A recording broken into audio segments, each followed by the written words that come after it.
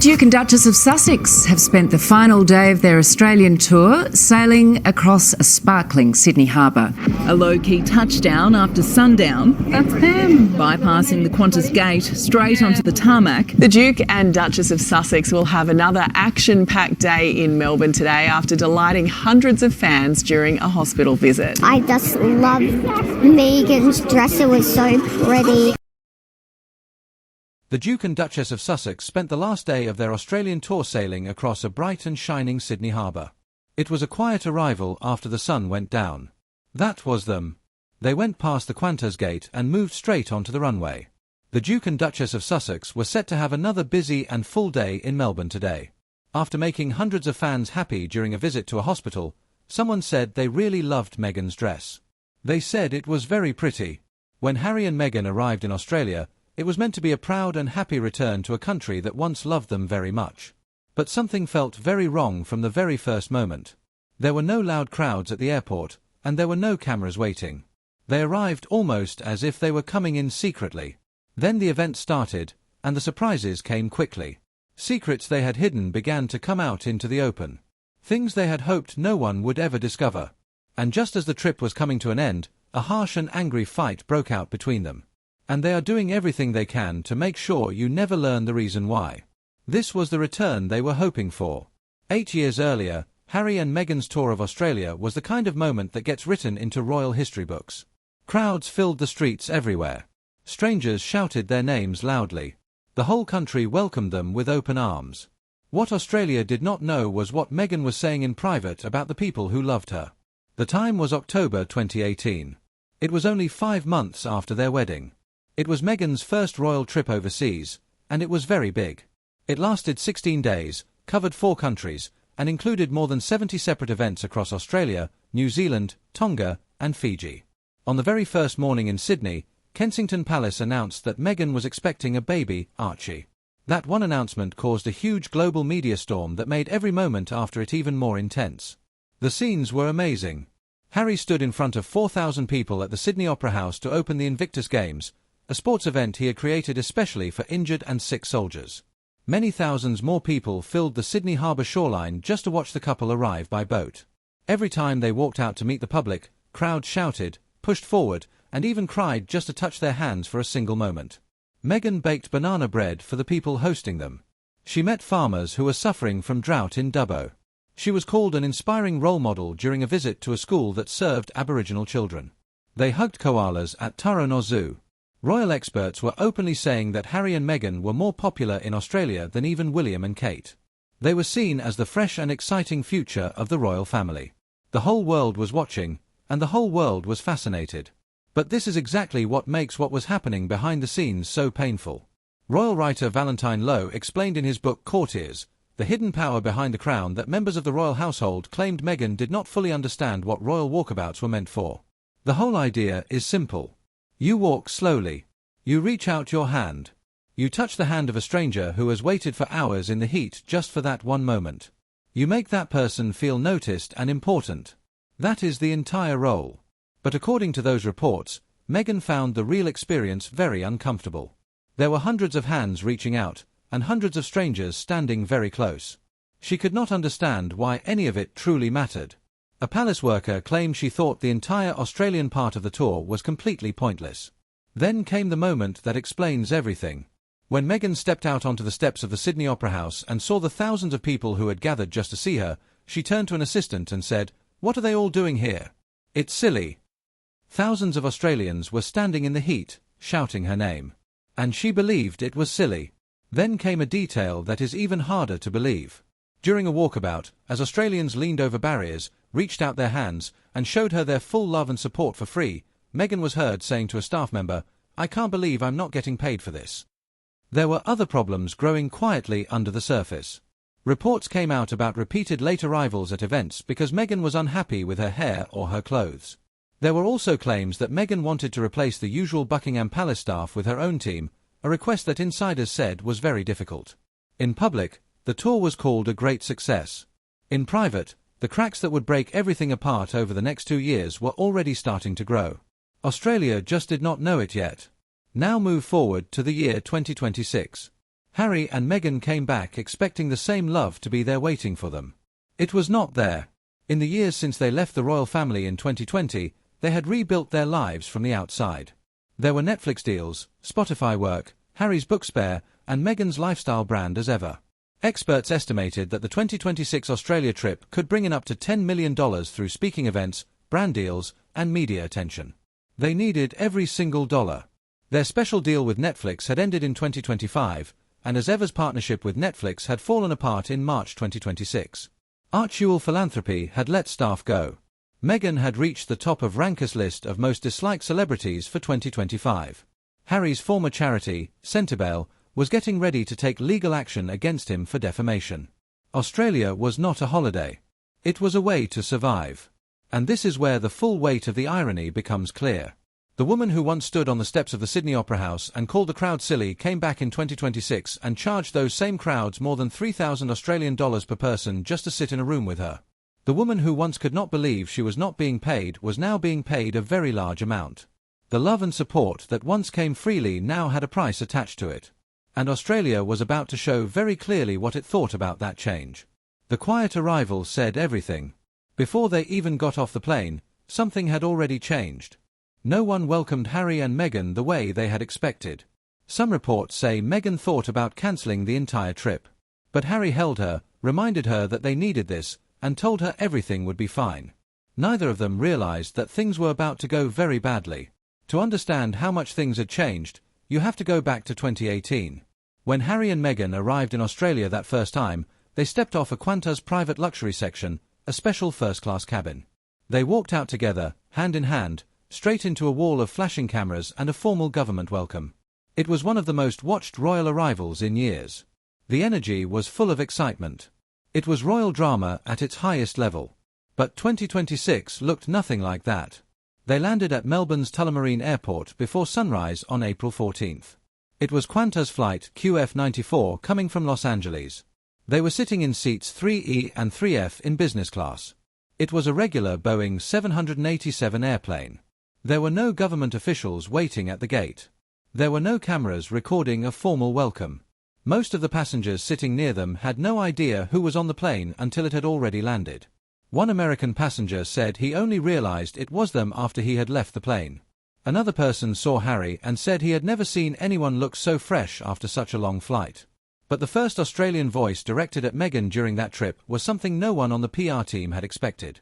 A woman on the plane spoke to the Australian show Sunrise right after they landed. She looked directly at the camera and said she did not like Meghan at all. She said Meghan was not welcome in Australia. That was the first Australian voice Meghan heard, and it was full of rejection. After landing, the couple completely avoided the main arrivals area. They quietly left through a VIP exit, away from the public, and got into two waiting private Range Rovers that drove away quickly and silently. There was no press moment. There was no photo. They were simply gone. Then there was the weather. Melbourne welcomed them with cold, grey, and stormy skies. The Spectator pointed out that it felt like even the weather was making the city feel gloomy that morning. It almost seemed like the sky itself was sending a message. The story told to the public was that flying on a normal commercial flight was a careful choice to show humility and care for the environment. Royal commentator Ian Pelham-Turner called it a very smart decision, saying it helped them appear closer to ordinary people instead of above them. Some passengers agreed with that idea. A few people praised them for not using a private jet and for sitting with regular travellers. But here is something no one mentioned. The Qantas Boeing 787 that flies from Los Angeles to Melbourne does not have a first-class section. Business class is the highest level available on that plane. If they had wanted a private luxury suite like in 2018, they would have needed to wait for a less common Airbus A380 flight or travel through Sydney instead. Neither of those options fit their schedule. The big show of caring for the environment may not have been a show at all.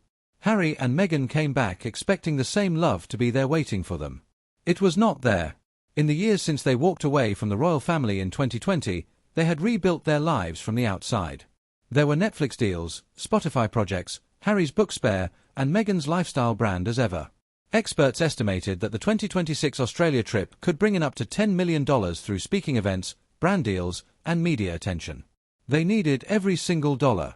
Their special Netflix deal had ended in 2025, and as ever's partnership with Netflix had fallen apart in March 2026. Archewell Philanthropies had let staff go. Meghan had reached #1 on Ranker's list of most disliked celebrities for 2025.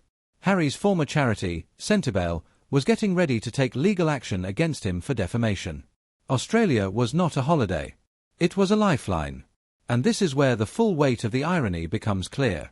The woman who once stood on the steps of the Sydney Opera House and called the crowd silly came back in 2026 and charged those same crowds more than $3,000 each to sit in a room with her. The woman who once could not believe she was not being paid was now being paid very, very well. The love and admiration that once came free now had a price attached to it. And Australia was about to show very clearly what it thought about that change.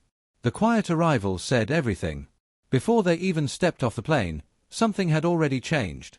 No one welcomed Harry and Meghan the way they expected. Some reports say Meghan thought about cancelling the whole trip. But Harry held her, reminded her that they needed this, and told her they would be fine. Neither of them realized that things were about to turn very bad. To understand how much things had changed, you have to go back to 2018. When Harry and Meghan arrived in Australia that first time, they stepped off a Qantas private luxury section, a special first-class cabin.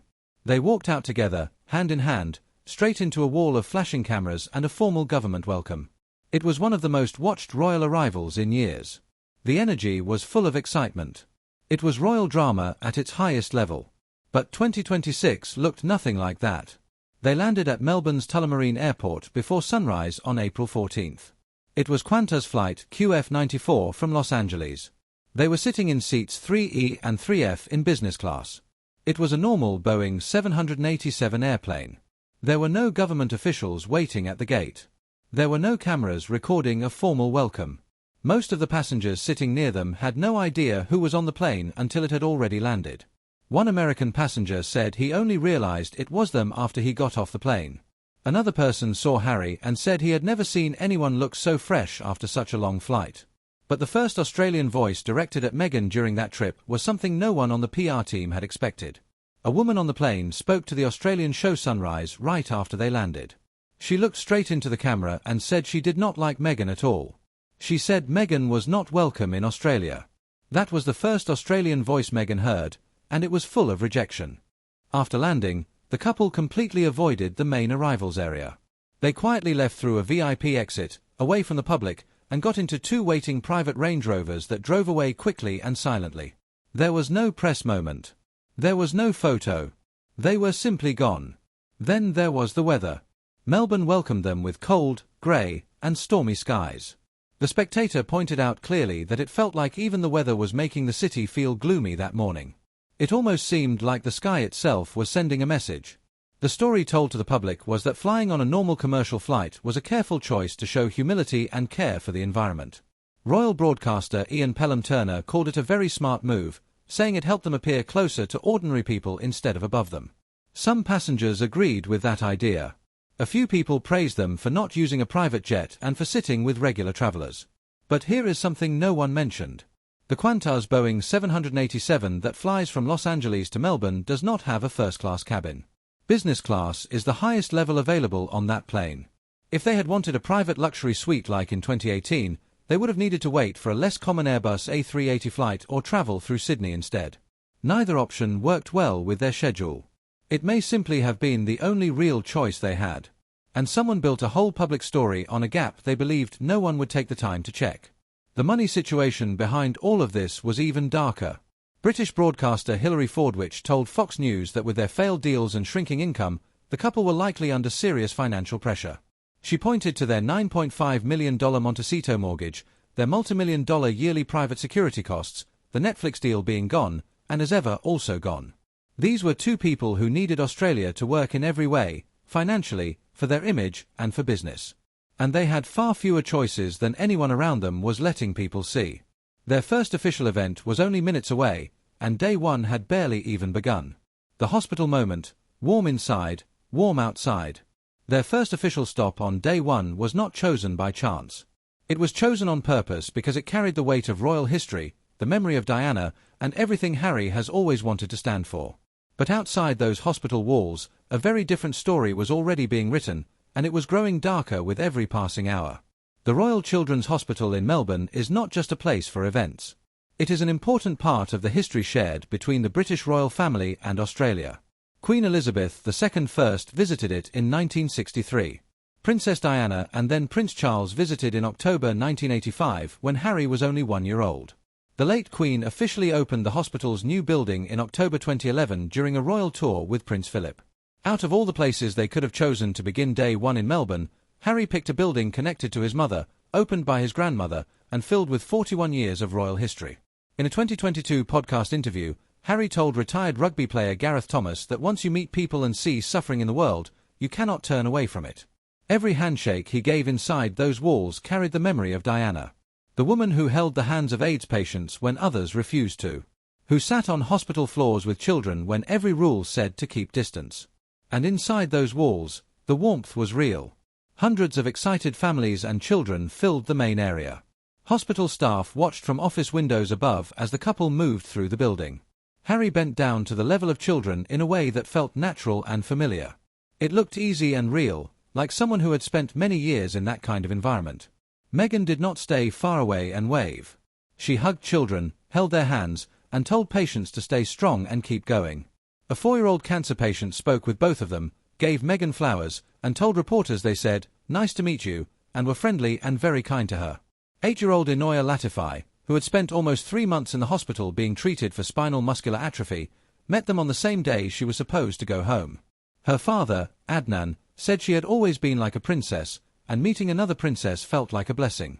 Harry also hugged Christina Parks, whose 13-year-old daughter, Adelaide, was a patient there. The couple also joined a garden therapy session in the Kelpie Garden, smelling plants and flowers together with the children. Professor Christine Kilpatrick, the chair of the hospital board, told people to look around and see the smiles in the crowds and what it meant to everyone there. She said you cannot measure the boost in morale, but you can clearly feel it. For those children, these moments were real and clear. That must be recognized. The warmth inside those walls was true, which is exactly what makes everything happening outside them much harder to accept. Harry and Meghan had brought their own journalist and their own photographer from Britain. Australian journalists were pushed aside. Every single image that came out of that hospital was chosen and approved by the couple's own team before anyone else could see it. Every smile, every gentle moment with a sick child. All of it was filtered, controlled, and carefully shaped. One commentator said it clearly. The whole setup worked exactly like a royal palace tour, step by step. This led people back to the same question again and again. If this was not a royal tour, then why did it look, feel, and run exactly like one? The anger was already growing. A petition had been building for weeks. The title made the message clear. No taxpayer money or official support for Harry and Meghan's private visit to Australia. By the end of the first day, it had passed 45,000 signatures. These were not random clicks online. These were real Australians who cared enough to search for the petition, sign it, and share it with others before the couple had even finished their first day. Then the story broke open completely. Australian police publicly confirmed that they were providing security for the visit. They confirmed that normal Australian taxpayers were paying for it.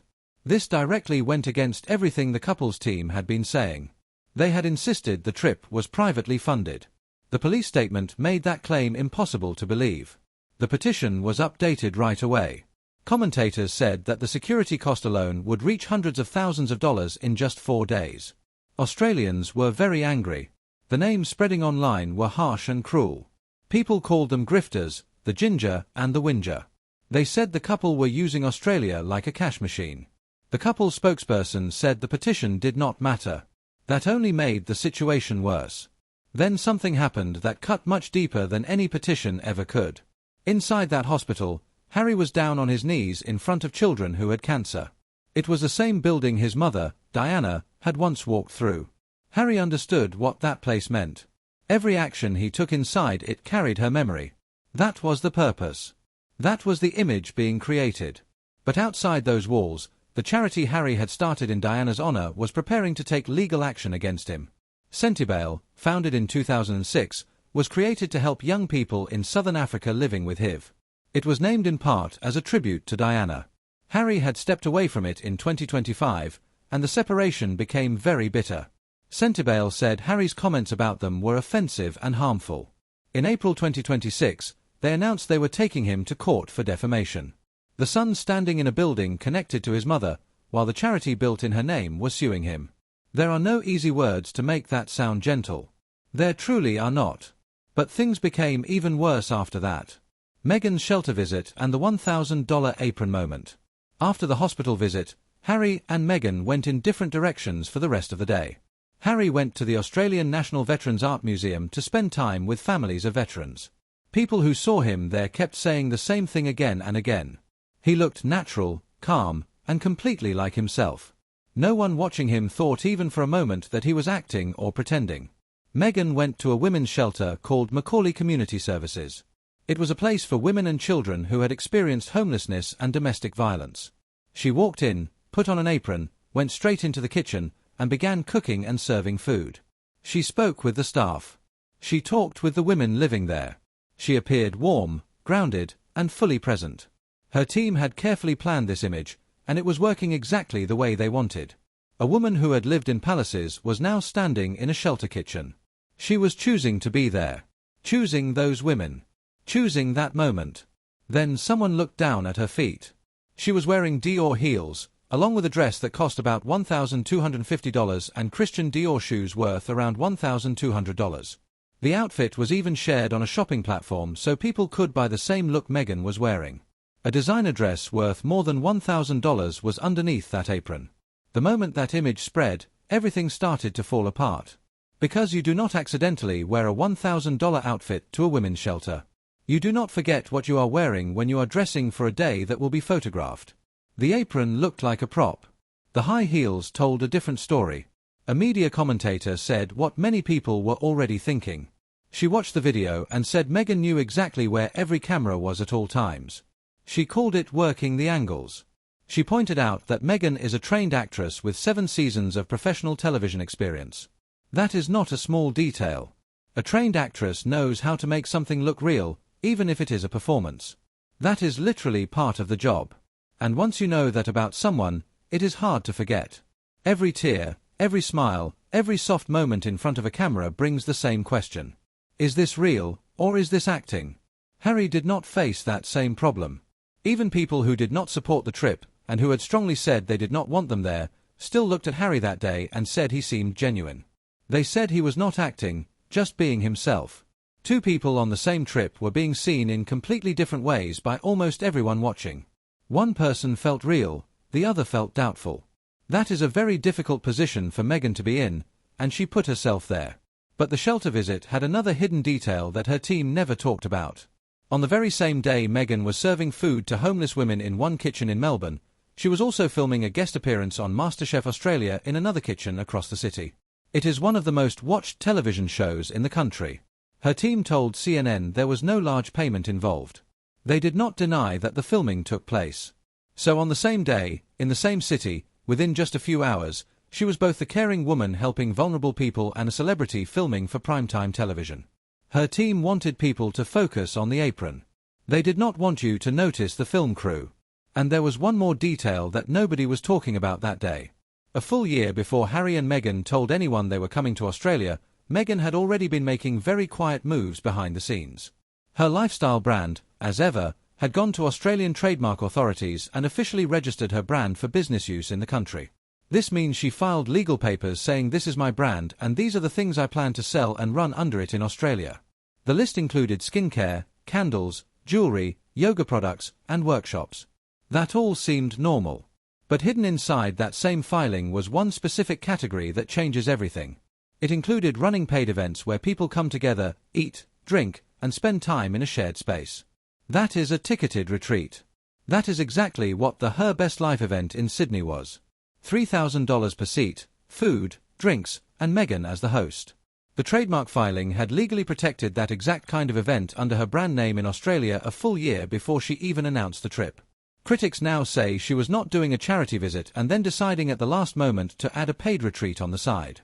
The paid retreat was always the plan. The legal paperwork for it existed before the public even knew about the trip.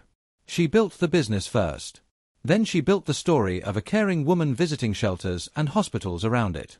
The trademark filings show the real order of events. The charity was not the reason for the trip. It was the cover for it. Someone close to the royal world watched all of this and summed it up in 4 simple words.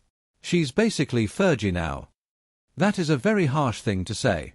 Sarah Ferguson lost her place in the royal family and spent years afterwards selling her name, her story, and her connections to anyone willing to pay.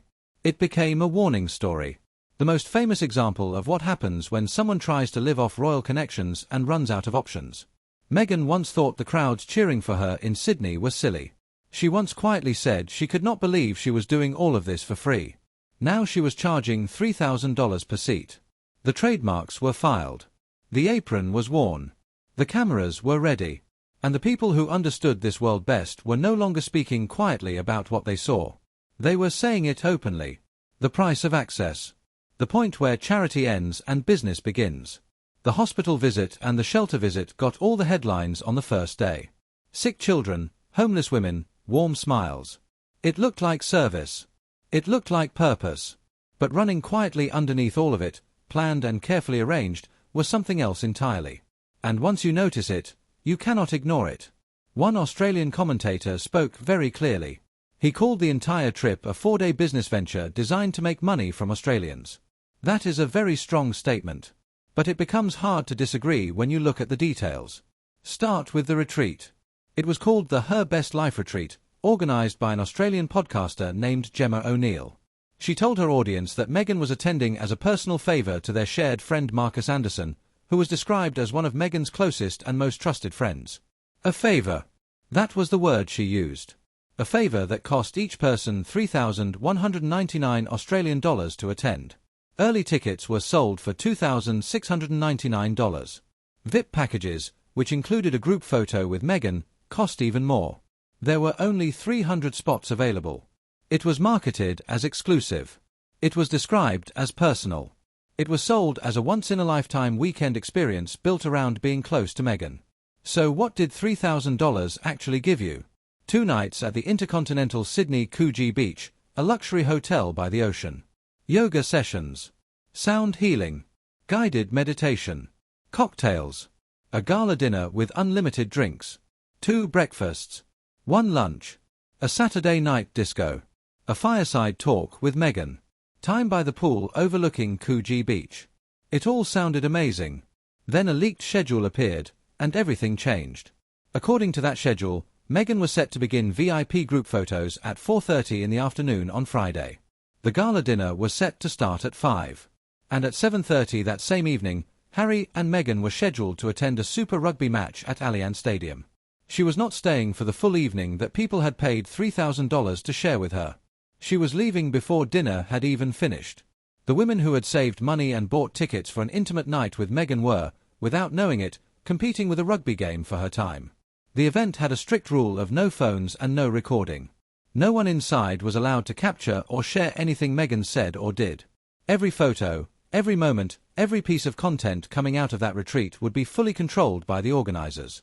Which brings us to what happened to Ariana Pseski. She was a writer working for 7 News Australia. She bought a ticket, paid the full amount, and completed her registration. When the organisers found out she worked in media, they removed her from the event, refunded her money, and blocked her from attending before it even started. She had done nothing wrong except be a journalist. That one moment showed exactly what the retreat truly was. It was not just a gathering. It was not simply a community. It was a closed and tightly controlled space where only approved people were allowed inside, and every experience would be shaped and filtered before the outside world ever saw it. That same evening, just hours after women had paid thousands of dollars for what was sold as exclusive and personal access, Meghan was photographed sitting in the public stands at Allianz Stadium. She was smiling, relaxed, and sitting among thousands of ordinary people who had paid normal ticket prices to watch rugby. The exclusivity those women had paid $3,000 for disappeared the moment that photo spread. Harry's event was built in a similar way, only described with different words. His mental health event in Melbourne was called the Inter-Edge Psychosocial Safety Summit. His team confirmed that he was not paid to speak. But attending the summit was definitely not free. Standard tickets cost $1,978. Platinum tickets cost even more. Virtual tickets, where people watched Harry speak from their laptop at home, cost about $500. The closer someone wanted to be to Harry, the more money they had to pay. His personal struggles, his trauma, and his experiences with mental health the same things he has shared to help others, were placed behind different levels of paid access. The people who needed to hear his message the most were the least able to afford it. Then there are the trademark filings, which reveal more about this trip than anything else. A year before anyone knew Harry and Meghan were coming to Australia, Meghan's brand as ever had quietly gone to Australian trademark authorities and registered her business for use in the country across 12 product areas. These included skincare, candles, jewellery, yoga items, workshops, and one category that explains everything else. It included running paid events where people come together, eat, drink, and spend time in a shared space. In simple terms, a ticketed retreat. The Her Best Life event in Sydney, costing $3,000 per seat, fits that exactly. The legal protection for that type of event was already filed and approved in Australia before the trip was even announced. The charity visits did not lead to the business plan. The business plan came first. The charity visits were added around it to make it appear as something different. Royal biographer Tom Bower said Meghan was turning her royal status into money and called it quite poor behaviour. He pointed to what he described as a promise Meghan had reportedly made to Queen Elizabeth before her death in 2022. This promise was that the Sussex name and their royal connection would not be used for personal business gain after stepping back from royal duties.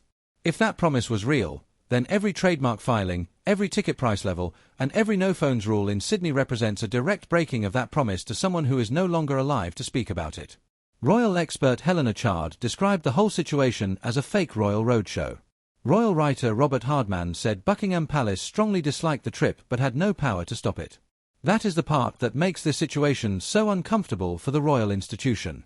Australia is one of King Charles's realms. His own son was there using royal titles, running something that looked exactly like a royal tour, charging thousands of dollars for access, and creating global attention. And Charles could not stop any of it. The question people kept asking throughout the trip was very simple. Where does the charity end and the business begin? In Australia in 2026, the answer became very clear, and it was not pleasant. The charity was not where it ended. It was where it began. It was the door used to enter. The hard truth. What Australia truly thinks of them now. By the time the trip ended, Australia had made its judgment. And the clearest way to understand what happened is with one number, 150. In 2018, 4,000 people filled the Sydney Opera House to watch Harry open the Invictus Games. It was raining heavily, but no one left. The crowd was shouting loudly. People were pressed against barriers, reaching over each other, hoping just to be close to them. In 2026, only 150 people showed up. That is not just a bad day. That is a complete collapse. And Australia already had a word ready for what it had just seen. They called it a Clayton's Tour. The name comes from a famous Australian advertisement from the 1970s and 1980s for a non-alcoholic drink. The slogan was, "The drink you have when you are not having a drink." It became part of everyday language in Australia. A Clayton's version of something means a fake version of the real thing. Something that looks the same, acts the same, and feels the same, but is not actually real, and everyone knows it. When Australian media used that term for Harry and Meghan's trip, they were being very direct. This looked like a royal tour, but it was being carried out by two people who were no longer working royals. The hospital visits, the carefully managed media, the warm photos with sick children, the public walkabouts, and the planned displays of care and kindness. All of it was taken straight from the royal way of doing things.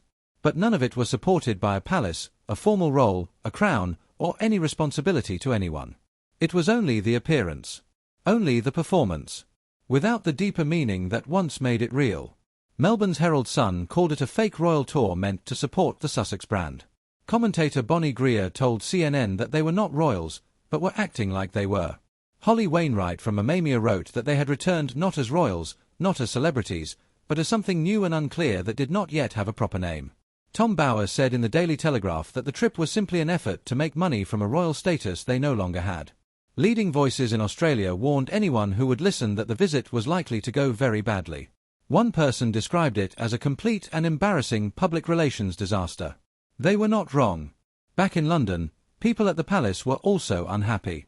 Royal expert Richard Fitzwilliams told Fox News that Prince William would never support any effort by Harry and Meghan to slowly return to the royal family because he did not trust them. The timing made everything even worse for Buckingham Palace. While King Charles was preparing for an important meeting with President Trump, his own son was in one of his realms creating controversy, problems, and global attention. Charles could not stop it. He could not respond to it. He had to stay silent at the worst possible time. Queen Elizabeth had already seen all of this coming. At the Sandringham meeting in January 2020, when Harry and Meghan suggested a half-in, half-out role, she refused it immediately. You are either fully working royals, or you are completely out. There is no middle position, no mixed version where you keep the status but leave the duty. She was right. And the 2026 Australia trip proved it. But the most revealing moment of the whole trip came from inside their own event. Reports had already been coming out for days about tension between Harry and Meghan behind closed doors. There were raised voices, disagreements, and just before Meghan went on stage on the final day, sources close to them said the couple had a serious argument. Whatever was said in that room stayed there. But one detail that reportedly came out shocked people who heard it. Meghan was said to have told Harry that she was no longer sure they would continue doing this forever. Not just the trip, but the brand and everything connected to it. Then she walked onto the stage at Sydney's Intercontinental Hotel and smiled. She spoke about her business, her brand, her plans, her life, and how well things were going. She talked about a bright future. The audience had no idea what may have happened just 20 minutes earlier. Then, right in the middle of her speech about how good everything was, Harry stood up and left. He did not wait for her to finish. He did not move to the side of the stage. He did not come back to meet her when she was done. He simply left. One person in the audience said it was the strangest thing she had ever seen at an event. She said he almost rushed out quickly, without saying anything and without looking back. No one in that room knew the reason. No one outside the room knows either. At least not yet. And they would likely do everything they could to keep it that way. This trip was meant to bring them closer together. It was meant to give them a shared goal and remind them of what they had built and what they still had. Instead, it seems to have put pressure on something that was already struggling. 4,000 people in 2018. 150 people in 2026. A husband who could not stay in his seat until the end. Australia did not just give them a cold welcome. Australia held up a mirror, and what Harry and Meghan saw in it was something neither of them had been ready to face.